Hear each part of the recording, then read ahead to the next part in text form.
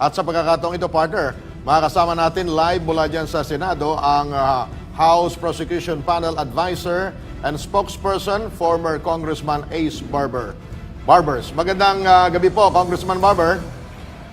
Yes, magandang gabi, Gani at Attorney Maris. Magandang gabi po sa ating mga kababayan. Unahin ko po yung kahapon bago ngayon. Sa palagay ho ninyo, malaking panalo ba talaga? Malaking panalo ba talaga sa panig ng prosecution yung pagkakabigay ng pagruruling o pahintulot na ibigay po yung ipasubpina yung mga tax records at yung mga peso denominated bank account ni VP Sara?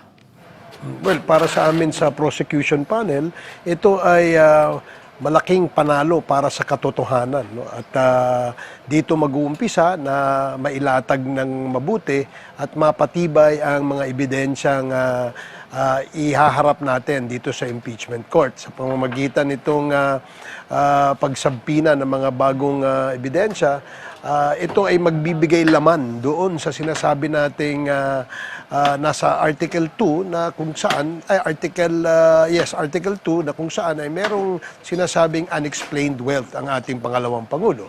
So ito ay para sa amin ay tagumpay para sa katotohanan.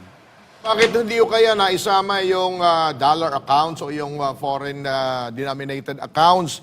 Baka yung iba doon ay nilagay sa dollar accounts pa dahil madalas mag-trip o mag-abroad ang Vice Presidente.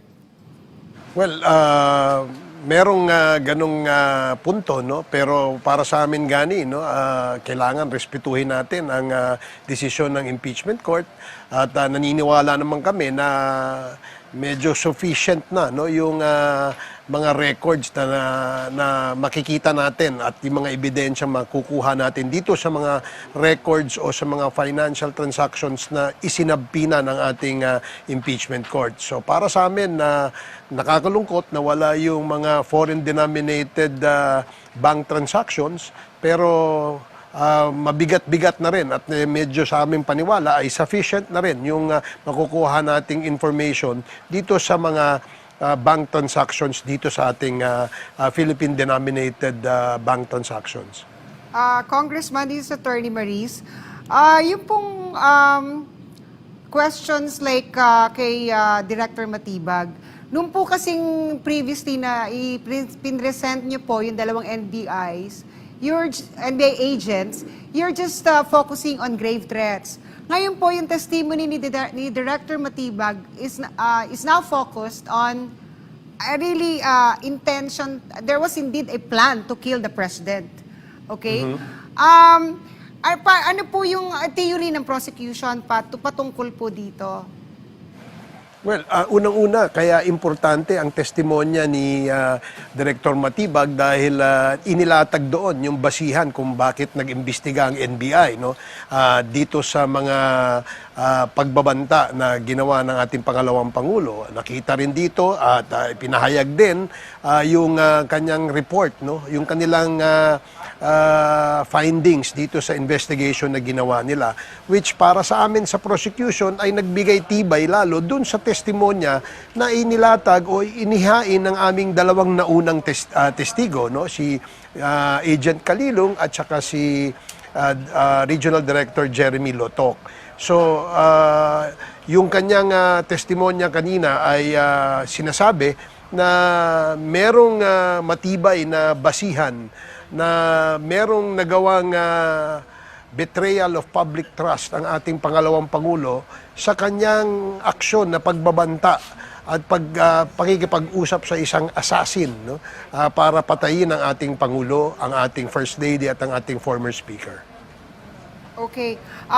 Isang meron pa rin akong question na Congressman is that, bakit po daw, may mga tanong kasi, bakit daw po kayo nagfo-focus dun sa mga issues na nakaraan, like for instance, yung pagsuntok ni VP Sara dun sa sheriff, tapos yung merong parang yung mga, what do you call this, Davao Squad. Ano po yung purpose ng prosecution?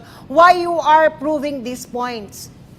Well, we have to prove the theory that it should not remain a theory na merong pattern of violent behavior ng ating pangalawang Pangulo. Kaya pinakita ito nang sa ganun ay ito hindi lang maging haka-haka o kwentong kutsero lamang. Kaya pinakita yung video para patunayan dun sa mga hindi nakakapanood o hindi pa nakakaalam na merong ganyang pattern of violence, no, or behavior ang ating pangalawang Pangulo. Kaya ito ang ipinakita ni Director Matibag at naging basihan din dun sa findings nila sa kanilang investigation. Kung kanina sa pag-cross-examine ni Attorney Vinluan kay NBI Director Matibag ay kanyang ini-imply yung hindi naman present sa lugar na yon, hindi naman present si Matibag doon sa press con. Tinitibag niya si Matibag at sinasabing hearsay yung sinasabi nito dahil wala naman siya doon sa press con. Paano daw siya naging witness? Well, hindi naman kailangan kasi kitang-kita naman sa video yung mga sinabi, no? At dahil yun namang videos na yun ay na-authenticate at hindi naman din dininay ito o pinasinungalingan ng kabilang panig, yung depensa, no? Ang ibig sabihin ay totoo at kung ano man yung nakita at narinig natin ay hindi po hearsay. Iyan po ay nakita natin mismo. Kaya hindi ko alam kung saan nanggaling yung sinasabi nilang hearsay. Okay. May last question, Kong. Issue dito ay para pababain o tanggalin sa pwesto ang Vice Presidente. Ang penalty dito, walang kulong o wala siyang babayaran. What if yung napatunayan, yung talagang unexplained yung wealth na yon at maaaring ang pera na yun ay kung saan ang galing at hindi niya na ipaliwanag. May kakibat ba yun na kagaya sa mga korte natin ngayon na ibabalik yung pera sa kaban ng yaman kung meron mang unexplained wealth na tinamo ang Vice Presidente? Well, pwedeng ma-forfeit, no, yung mga pag-aari o yung mga dineclare na yaman na hindi kayang mapatunayan, no? Dahil posibleng ito ay nanggaling sa illegal na sources, no? Isa yan sa anggulong tinitingnan. Pero sa aking palagay, dadaan pa ito sa isang siguro isa pang paglilitis tungkol dito para mapatunayan na kung ito ba ay illegally acquired properties o ito ba ay ninakaw sa kaban ng gobyerno na pera.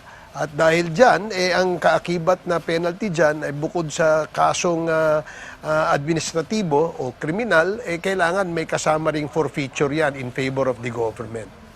Last na lang, Kong. Si VP Sara ngayon ay nag-abroad na naman.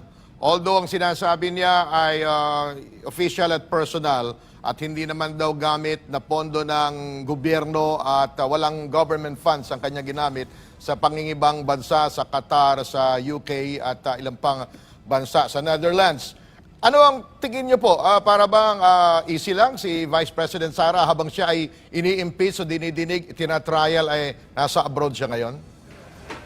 Well, sa aking palagay, baka siguro parang ang kanyang paniwala ay hindi pa kinakailangan ang kanyang presensya, no, sa paglilitis sa pagkakataong ito dahil siguro naniniwala siya na yung kanyang mga lawyers o malaki ang tiwala niya sa kanyang defense team, no, na kayang pasinungalingan yung allegation ng prosecution na meron siyang na-commit na grave threats at meron siyang betrayal of public trust na na-commit na isang impeachable offense. Anong grade ho nyo ngayong araw na ito sa panig ng prosecution? Well, sa aking palagay, Gani, no, ako, bukod sa na-corroborate yung sinabi ng dalawang witnesses dun sa testimonyang binigay na Director Matibag, sa aking paniwala, mas naging matibay, mas naging mas malakas ang kaso sa Article 4, yung grave threats. In other words, hindi na matitibag, no, yung paniwala na talagang nag-commit ng betrayal of public trust ang ating pangalawang Pangulo.